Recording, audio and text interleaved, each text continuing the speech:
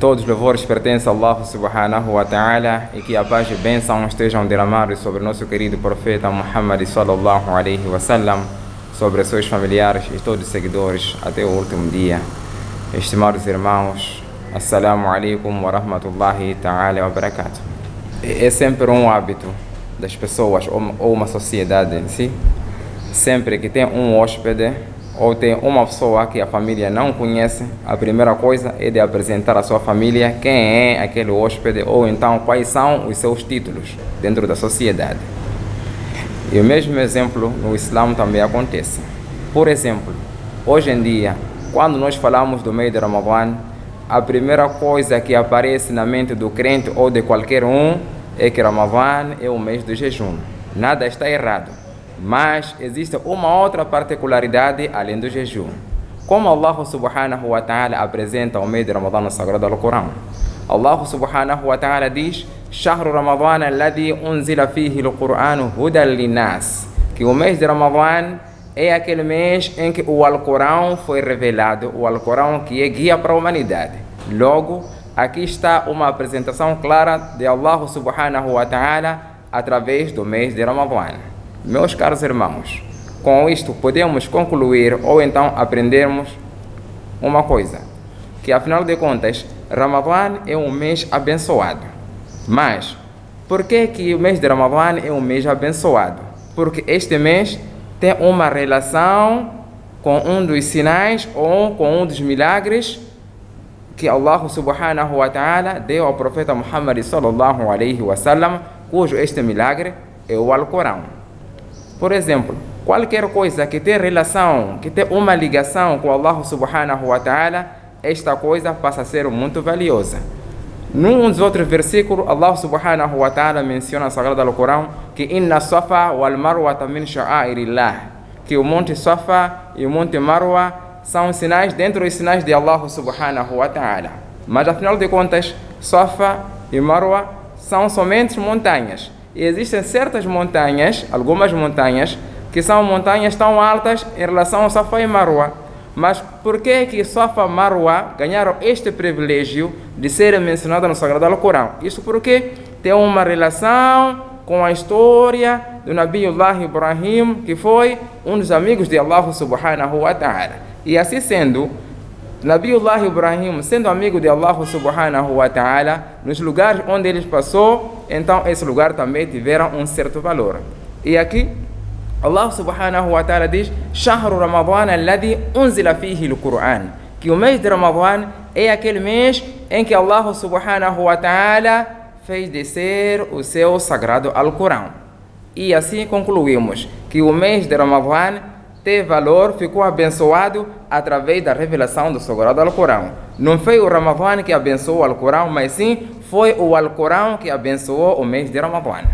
Num outro hadith, o profeta Muhammad sallallahu alaihi wasallam, ele diz: Man kana yarju liqa Allah falyakrim ahad Allah. Que aquela pessoa que espera encontrar-se com Allah subhanahu wa ta'ala, então ele deve honrar os familiares de Allah subhanahu wa ta'ala. Quando os companheiros do profeta Muhammad sallallahu alaihi wasallam disseram que o mensageiro de Allah, Halillahu azza wa jalla ahlun, será que Allah subhanahu wa ta'ala tem família?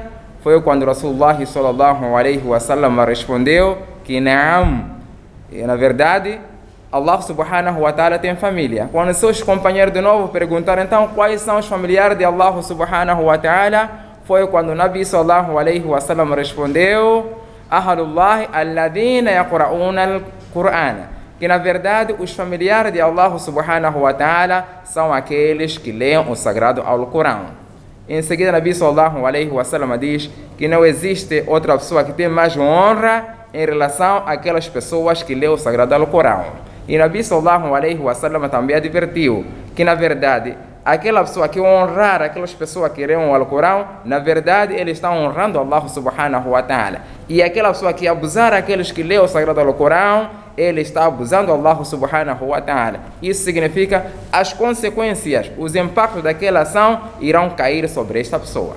Meus caros irmãos, hoje em dia a gente sabe que o mês de Ramadã é o mês em que os crentes incrementam as suas ações somente para adquirir as virtudes que Allah subhanahu wa ta'ala preparou para os crentes durante este mês. E qual é a nossa relação? Qual deve ser o nosso posicionamento perante o Alcorão?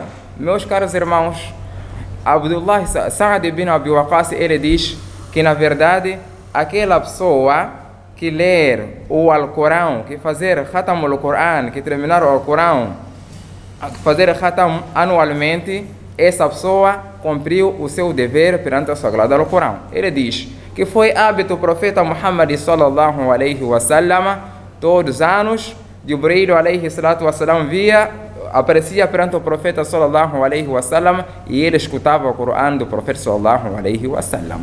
E naquele ano que o profeta sallallahu alaihi wasallam deixou este mundo, Nabi sallallahu alaihi wasallam fez ouvir o Sagrado Alcorão com Jibril alaihi salatu wasalam 2 vezes.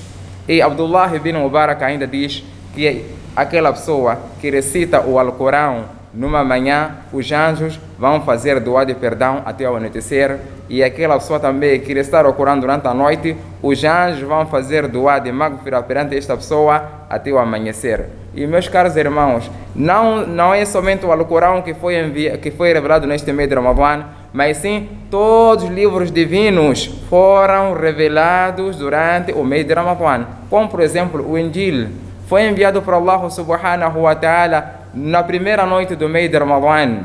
O Taurat foi enviado na 7ª noite do mês de Ramadã. E quase todos os livros divinos que foram enviados por Allah subhanahu wa ta'ala foram enviados no mês de Ramadã.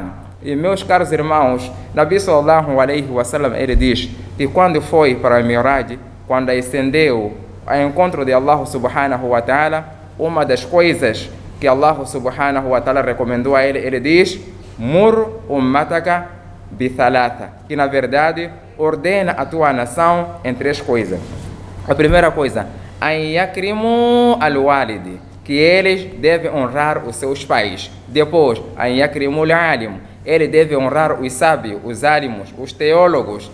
An yakrimu hamil al-Quran, também deve respeitar aquelas pessoas que carregam consigo no seu peito, no seu coração, o Sagrado Alcorão. E Nabi sallallahu alaihi wasallam ainda diz que se não fosse aquelas pessoas que carregam o Alcorão nos seus corações, na verdade Allah subhanahu wa ta'ala já teria destruído este mundo. E quando Nabi sallallahu alaihi wasallam ainda acrescenta dizendo que uma pessoa que tem o Corão no seu coração, quando morre, todas as criaturas da terra, os anjos, os céus choram perante esta pessoa.